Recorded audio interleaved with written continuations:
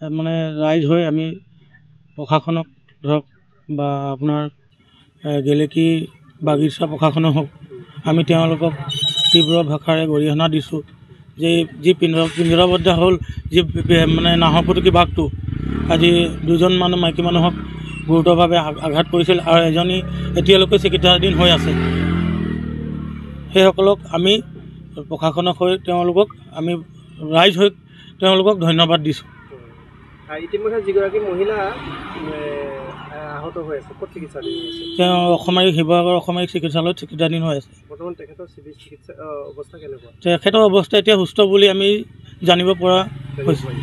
বাকী দুগৰাকী আৰু আছিলে? বাকী এগৰাকী আছিলে, বাকী এগৰাকী এতিয়া সুস্থ হৈ আছে, মেডিকেলৰ পৰা ঘৰলৈ অনা হৈছে।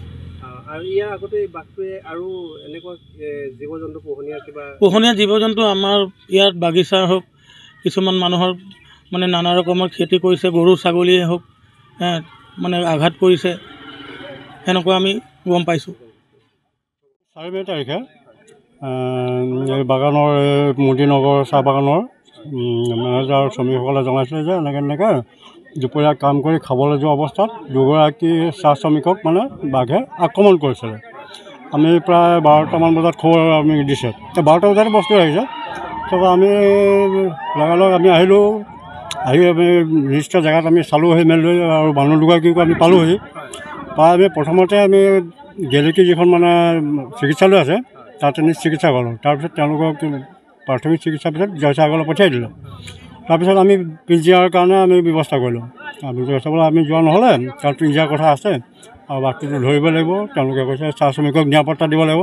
সেই নিৰাপত্তাৰ ক্ষেত্ৰত আমি এটা পিঞ্জিৰাৰ ব্যৱস্থা কৰি আনি 3 নম্বৰ যিটো লাইন 3 নম্বৰ যিটো তেওঁলোকৰ বাগান তাত আমি পিঞ্জিৰাটো প্ৰথমে আহিলোঁ, কাৰণ তাতে প্ৰথমে আঘাত কৰিছিলে মানুহক।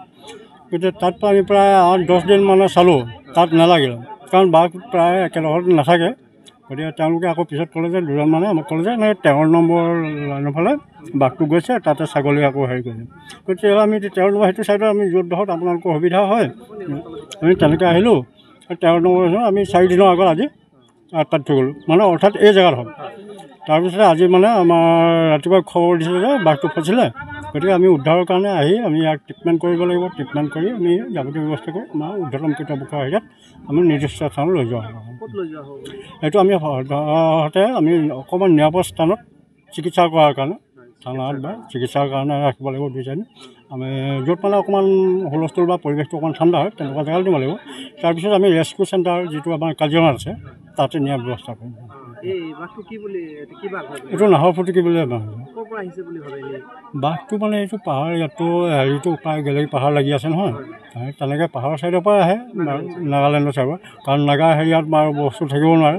গতিকে আমাৰ ভয় আমাৰ বাগানত মানে চাহ বাগানৰ মাজত মানে যিবিলাক গৰু ছাগলী চৰে এইবিলাক তেওঁলোকে আহাৰ হিচাপে হেৰি কৰিবৰ কাৰণে হয়তো আহে বুলি আমি ধাৰণা কৰা হৈছে। ঘৰ, অফিচ, গুদান আদি সলনি কৰাৰ কথা ভাবিছে নেকি? পিছে সলনি কৰিব হয় সকলো বস্তু এঠাইৰ পৰা আন ঠাইলৈ সহজে নিয়াটো জানো সম্ভৱ? চিন্তা তাতেই নহয় জানো? কেৱল ঘৰ অফিচে নহয়, ডাঙৰ ডাঙৰ মেচিন, বাইক, ডাঙৰ ডাঙৰ গাড়ীকে ধৰি সকলো বস্তু।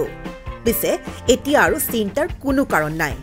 আপোনাৰ এটা মাথো ফোন কলতে সমাধান হৈ পৰিব এনেসমূহ সমস্যা। আপোনাৰ কাষত আংকুশ কাৰ্গো পেকাৰ্ছ এণ্ড মুভাৰ্ছ সমগ্ৰ ভাৰততে প্ৰভাইড কৰে ডোৰ টু ডোৰ ছাৰ্ভিচ। গতিকে দেৰি কিহৰ? এতিয়া যোগাযোগ কৰক 9957630102 অথবা 9546214823 নম্বৰত।